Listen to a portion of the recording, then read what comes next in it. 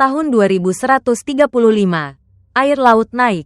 Sampah meluap. Kota-kota tenggelam air laut, atau tertelan sampah. Manusia terpaksa cari jalan hidup lain. Dalam beberapa dekade, mereka bangun puluhan koloni baru di udara. Ini dunia raksasa baru. Ekosistem sempurna. Indah bak surga. Tapi keindahan tak lama. Beberapa koloni memberontak. Ciptakan perang sipil lawan aliansi bumi. Perang ini 35 tahun. Bumi sudah kacau. Kini harus sediakan sumber daya dan senjata perang. Jadi makin buruk. Ini buat bumi jadi tempat teknologi terdepan. Tapi hidup terburuk. Mau cari uang ubah nasib. Harus jadi tentara. Hai, saya penggemar garis keras film sains. Hari ini, mari nikmati karya Jung Ye. 2023. Dari sutradara Yeon Sang-ho. Sutradara Train to Busan. Film Jung Ye. 2023. Ini modalnya 20 miliar won. Sekitar 100 juta yuan. Lumayan besar. Mari kita lihat apakah film ini sepadan dengan uang yang dikeluarkan. Film dibuka di markas luar angkasa pemberontak. Baru selesai perang sengit. Di antara puing robot, ada prajurit wanita koma. Namanya Jung E bangun. Jung E tunjukkan skill tempur puncak. Bunuh banyak musuh. Habisi semua robot pemberontak di sana. Tapi pemberontak punya anjing robot besar. Ia sangat cepat. Kekuatan tempur tak main-main. Jung E pakai semua kecerdasannya. Akhirnya pakai puing benteng untuk menjepitnya. Siap memusnahkan. Saat itu, ia sekilas lihat mainan di samping. Lengah sesaat, ia tertembak. Ia kesakitan. Sentuh lukanya. Tapi luka itu ternyata dari mesin. Ia sendiri tak tahu. Ia adalah robot. Saat masih bingung, pemandangan sekitar terungkap. Ini area riset. Jung E robot dengan kesadaran manusia. Di lingkungan simulasi, peneliti cek skill tempurnya. Sayang, ia gagal penuhi standar. Peneliti seret dia untuk dihancurkan. Siap uji cloning berikutnya. Kesadarannya sudah disalin berkali-kali. Tersimpan di banyak otak. Otak manapun dipasang di tubuh artifisial ini, ia bisa hidup lagi. Kalian mungkin penasaran, seberapa hebat Jung E sampai di cloning? Jung E pahlawan tempur saat hidup. Prestasinya legendaris. Kapten Korea. Di hati rakyat Korea, muncul di banyak manga. Sayangnya, di pertempuran penting, ia gagal, lalu jadi vegetatif. Pusat riset investasi beli otak Jung E ingin cloning dia. Mereka yakin pasang otak ini ke tubuh artifisial bisa ciptakan senjata terkuat. Mereka sudah coba 17 Jung E tak ada yang lolos tes tempur. Ada 3 tokoh penting di riset, direktur, bos. Kuasai konglomerat perang teknologi raksasa. Riset hanya bagian kecil. Kepala divisi Sang Huin. Kaki tangan riset. Tak kompeten. Entah kenapa bisa di posisi itu. Mungkin karena relasi dengan bos. Dan kepala tim Seo Huin. Seo Huin urus proyek Jung E wajahnya tak pernah senyum. Karena Jung E ibu kandungnya. Tentu, ia terlihat lebih tua dari Jung E itu karena sudah puluhan tahun sejak Jung E bertempur. Kesadarannya masih di tahun itu. Tubuh Jung E dibuat berdasarkan fotonya saat muda. Pusat riset ini punya satu anggota lagi. Ia tumbuh besar nonton kartun Jung E jadi sangat menyukai Jung E. Hari ini, pria itu lagi-lagi datangi Seo Huin. Tanya apa prestasi hebat Jung E saat hidup. Seo Huin tertawa getir. Prestasi hebat apa? Karena dia, Seo Huin, kanker saat kecil. Biaya obat mahal. Ibunya terpaksa jadi tentara cari uang. Saat ibunya gagal bertempur, mereka tak sempat pamit baik-baik. Seo Huin merasa gara-gara dia, ibunya tak bisa hidup normal. Setelah pisahkan anggota tim, Seo Huin jalani pemeriksaan wajah rutin. Baru tahu, kanker masa kecilnya tak sembuh total. Kini sudah menyebar. Dokter robot bilang ia sisa hidup 3 bulan. Saatnya urus cloning otak. Ada 3 jenis cloning. Makin mahal, hak makin besar. Opsi A, cloning otak. Tubuh artifisial, hak manusia penuh. Harga selangit. Opsi B, cloning otak. Tubuh artifisial, hak manusia terbatas. Harga lebih murah. Opsi C, tak perlu bayar. Malah dapat uang. Tapi ia jual otak cloningnya ke perusahaan swasta. Ia takkan punya hak asasi. Akan diperlakukan semena-mena. Melihat kondisi Seo Huin, ia hanya bisa pilih opsi C dulu. Jung E juga pilih cara ini. Makanya pusat riset perlakukan dia tak manusiawi. Itu legal. Seo Huin tak mau. Tapi tak ada pilihan. Hari kerja baru mulai. Seo Huin lakukan eksperimen ke-18. Mereka pasang cloning otak Jung-e ke-18 ke robot lain. Sekali lagi, dimasukkan lab. Pintu ditutup. Saat mesin nyala, Jung-e tempur lagi seperti awal film. Tapi sudah 17 kali gagal. Kali ini, Sang Huin putuskan buat variasi. Ia tembak kaki Jung-e kali ini. Jung-e sadar karena sakit luar biasa. Karena kakinya luka, ia hanya bunuh beberapa robot. Lalu ditangkap hidup-hidup. Via monitor otak, peneliti dapati rasa sakitnya meningkat drastis. Tapi kemampuan tempur menurun. Eksperimen ini gagal lagi. Saat itu, mesin tunjukkan area misterius di otak Jung-e tak pernah terjamah. Mulai aktif. Kekuatan tempurnya mendadak melonjak. Ia seperti flashback, serang semua robot sekitar. Tapi ia tak sangka, robot di sudut gelap tembak sembarangan. Membunuhnya, harus diakui. Kepala divisi dapat info penting di tes ini. Cukup riset area tak dikenal itu. Kemungkinan besar Jung-e bisa lolos tes tempur. Lalu produksi massal bisa dilakukan. Besok pagi, Sang Huin buru-buru naik kereta ke markas besar korporasi. Mau lapor kabar baik ke direktur. Markas besar megah, berwibawa. Di tengah ada patung raksasa. Mirip salah satu karakter Attack on Titan. Sang Huin masuk, ketemu wanita asing. Wanita itu bilang korporasi mau ganti haluan. Bikin peralatan rumah tangga. Dia manajer produk. Sang Huin kesal, merasa diasingkan. Orientasi korporasi. Picu perang demi kekayaan. Kenapa tiba-tiba bikin perabot rumah? Kenapa direktur tak bilang? Ia sangat marah. Tapi wanita itu tak marah. Malah puji dia imut. Bilang sifat tak bisa kontrol emosinya sangat mirip. Apa maksudnya? Sang Huin tak paham. Ia terus cari direktur. Ajak Seo Huin. Saat bicara, Sang Huin mendadak berhenti. Mata kirinya berkedip gila. Seo Huin lihat sekeliling. Temukan direktur sembunyi di sudut. Orang tua usil ini sengaja pause Sang Huin. Mau beri kejutan Seo Huin. Kalian pasti sudah duga, kan? Sang Huin sebenarnya robot. Hanya dia satu-satunya fans berat pemerintah. Karena dia juga manusia, Seo Huin sangat hormati direktur. Ia lapor progres proyek Jung-e.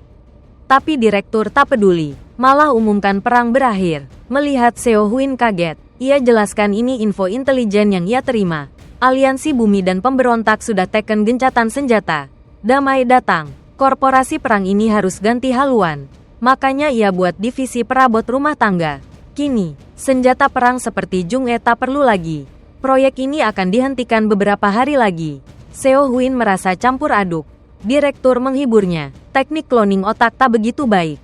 Dulu, saat cloning baru muncul, direktur masih muda dan sehat.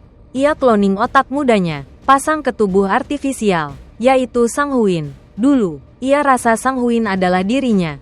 Tapi makin lama, ia sadar bukan. Kloningan ini hanya mirip rupa, tanpa jiwa, hanya boneka. Sampai di sini, kita paham kenapa direktur percaya Sang Huin. Juga maksud wanita itu. Wanita itu maksudnya sifat Sang Huin persis direktur. Karena ia kloningan direktur muda. Usai bicara, direktur pesan Seo Huin bersabar pada Sang Huin. Ia tahu, saat muda, ia juga sensitif dan ambisius seperti itu. Saat Seo Huin tahu proyek Jung-e dihentikan, ia pasti akan mengamuk. Jadi bersabarlah. Usai bicara, direktur aktifkan Sang Huin. Bilang proyek Jung-e akan dihentikan beberapa hari lagi. Benar saja, sejak tahu, Sang Huin gelisah. Ia tak mengerti, bukankah otak Jung-e pernah aktifkan area rahasia itu? Kenapa tak bisa lagi? Ia harus teliti sebelum proyek berakhir. Awalnya ia duga area itu tempat terima sakit, stimulasi. Ia aktifkan robot Jung-e lain. Potong lengannya hidup-hidup. Monitor tunjukkan rasa sakitnya naik drastis. Tapi area otak rahasia tak aktif. Sang Huin duga ini terkait tembakan di kaki kiri Jung-e. Ia coba ulangi. Ia tembak kaki kiri Jung-e beruntun sampai peluru habis. Lalu minta analisis. Kali ini Seo Huin menolak tegas. Jung-e ibunya. Ia tak bisa diam lihat Sang Huin aniaya ibunya. Keduanya tegang. Sang Huin nyaris membunuh. Untung ia masih waras. Akhirnya menyerah. Larut malam. Seo Huin masih tak tenang soal Jung-e. Maka ia tetap di lab. Saat ia periksa ruang penyimpanan, ia kaget satu cloning Jung-e hilang. Staf yang naksir Jung-e yang mengambil.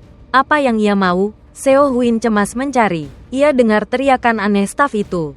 Ia serbu masuk. Tak sangka pria itu jadikan Jung-e mainan dewasa. Inikah yang disebut suka sejak kecil? Ia maki staf itu. Staf itu terus membela diri. Katanya, ubah Jung-e jadi mainan dewasa keputusan korporasi. Mereka mau ganti haluan. Dia hanya patuhi perintah. Untuk tes, Seo Huin sadar betapa kejam korporasi itu. Setelah proyek ini selesai, korporasi pasti perlakukan Jung-e makin kejam. Ibunya tak punya hak asasi, malah jadi alat uang. Seo Huin lalu balik ke lab. Bicara pada Jung-e ini Jung-e yang tadi pagi. Setelah disiksa Sang Huin, ia diletakkan di sana. Seo Huin tak beritahu kebenaran. Ia bohong Jung-e ditangkap. Dia niaya pemberontak. Seo Huin bilang ia orang baik. Mau selamatkan Jung-e tapi sayang.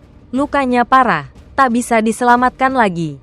Karena kaca lab hanya satu arah. Jung-e tak bisa lihat luar. Ia percaya kebohongan itu. Ia tak takut mati. Hanya tanya Seo Huin. Apa kanker putrinya sudah sembuh? Ingatannya berhenti puluhan tahun lalu. Ia pikir putrinya masih tunggu diobati. Seo Huin tahan air mata. Jawab sekenanya. Saat itu, ia lirik monitor otak. Area rahasia di otak Jung-e aktif lagi. Ia duga area ini aktif hanya saat Jung-e ingat putrinya. Jung-e lanjut ingat putrinya. Bilang sebelum ia bertempur, putrinya beri mainan lucu. Ia janji jaga, tapi hilang saat perang. Ia malu pada putrinya. Seo Huin sadar, kenapa tiap tes tempur Jung-e terpana lihat mainan itu. Seo Huin tak bisa tahan tangis. Dua ibu dan anak terpisah puluhan tahun akhirnya berhadapan. Tapi Jung-e sudah mati. Matanya tak lihat Seo Huin. Usai pertemuan, rasa malu Seo Huin pada Jung-e merajalela. Ia bersumpah takkan biarkan ibunya disiksa lagi. Hari ini hari kerja terakhir. Proyek Jung-e akan dihentikan. Seo Huin buat perubahan pada Jung-e pertama. Ia hapus semua hak kontrol manajer, agar tak ada yang bisa kendalikan Jung-e. Lalu ia masuk ke otak Jung-e hapus area rahasia itu. Karena area itu aktif hanya saat Jung-e ingat putrinya. Itu berarti ia hapus semua memori Jung-e tentang putrinya. Akhirnya, Seo Huin diam-diam beritahu Jung-e rencana kabur. Pesan ia harus pura-pura mati di pertempuran berikutnya.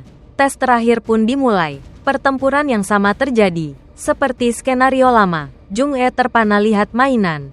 Seo Huin sudah duga ini. Ia suruh staf buang jasad, lalu bubar. Tapi saat staf bawa jasad keluar, Sang Huin sadar ada yang aneh. Ia cek video, dapati Jung-e tak tertembak. Ia pura-pura mati. Sang Huin bunyikan alarm. Jung-e tak pura-pura lagi. Ia cepat habisi dua staf, lalu mulai kabur. Pertama, ia ke gudang. Di sana, puluhan kloning Jung-e berbaris. Bedanya tak ada otak kloning terpasang. Tak lama, 3 robot tempur datang. Mereka proyek riset baru. Diperintah Sang Huin memburunya. Jung-e sembunyi di barisan kloning. Pura-pura jadi salah satu dari mereka. Saat robot lengah, ia serang diam-diam. Melawan robot adalah keahlian utamanya. Pertama, ia robek robot pertama. Patahkan tulang robot kedua. Tapi lengan kirinya sendiri patah. Robot ketiga ini sulit dihadapi. Untung Seo Huin datang, pakai haknya matikan robot ketiga. Jung-e tak kenal Seo Huin, tapi ingat suaranya. Tahu ini yang suruh dia pura-pura mati. Ia pun percaya. Seo Huin suruh ia ikuti rencananya. Tunggu sebentar. Saat bicara, deretan mobil datang. Robot tempur lain datang membunuh. Mereka bertindak cepat. Tembak mati Jung-e, robot lain selamatkan Seo Huin keluar. Tapi saat cek mayat, mereka sadar Jung-e ini tanpa otak. Mereka cek CCTV. Seo Huin curi otak Jung-e pasang di robot lain yang mati. Jadi robot yang bawa Seo Huin keluar itulah Jung-e yang asli. Robot-robot sadar ditipu, tapi terlambat. Seo Huin sudah bawa Jung-e naik kereta. Kabur. Sekilas kereta kosong, tapi Sang Huin muncul dari sudut. Ia ancam Jung-e tak boleh bergerak, atau ia bunuh putrinya. Tapi Jung-e tak paham. Memori putrinya sudah dihapus Seo Huin. Seo Huin jelaskan. Dialah yang hapus memori itu. Semua demi Jung-e tak terlibat putrinya. Dan bisa hidup bebas. Alasan ini mengharukan. Tapi tak sentuh Sang Huin. Ia tembak Seo Huin. Jung-e membalas. Menembaknya sekali. Ia lihat lukanya di kaca. Tak disangka, ia juga robot berwujud manusia. Seo Huin manfaatkan celah. Memaki dia boneka yang dikendalikan direktur. Sang Huin malu dan marah. Keluarkan potensi non-manusia. Sangat sulit dihadapi. Jung-e dan Sang Huin bertarung sengit. Di luar, peluru menghujani seperti hujan. Ternyata robot prajurit lain ikut mengejar di kereta lain. Usai mereka sapu bersih beberapa gerbong dan pastikan target, Mereka tembak paku berantai, terbang masuk untuk cek. Pertarungan ini bisa dibilang sampai ke langit dan dasar bumi. Jung E sendirian habisi robot prajurit dalam jumlah besar. Ia tendang robot terakhir dan Sang Huin keluar gerbong. Tak disangka, keduanya totalitas. Pakai paku kait, terbang balik. Sang Huin muncul dari bawah. Langsung kena tendangan beruntun. Sulit menentukan pemenang. Belum selesai bertarung, kereta sudah tak bisa menahan lagi. Kereta rusak.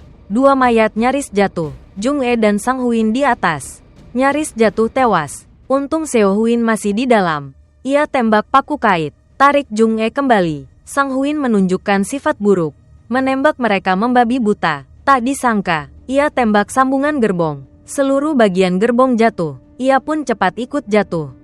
Bos, tak berguna kita. Kerjakan apapun gagal. Akhirnya celakai diri sendiri. Jatuh tewas. Akhirnya pertempuran usai. Jung E siap obati Seo Huin. Tapi lukanya parah. Ditambah penyakit mematikan. Ia tak mau diobati. Ia suruh Jung E cepat kabur. Harap Jung E tak merindukannya. Harus hidup untuk dirinya sendiri. Hidup bebas. Ia masih malu karena dirinya sewaktu kecil. Jung E jadi susah. Jung E tak mengerti rasa malu Seo Huin. Tapi berterima kasih atas bantuannya. Jung E dekatkan wajahnya ke Seo Huin. Adegan ini persis seperti puluhan tahun lalu. Bedanya kini giliran Seo Huin selamatkan Jung E luka makin parah. Seo Huin merasa dingin menusuk. Tapi hatinya sangat hangat. Karena matanya lihat jelas Jung E berlari menuju kebebasan.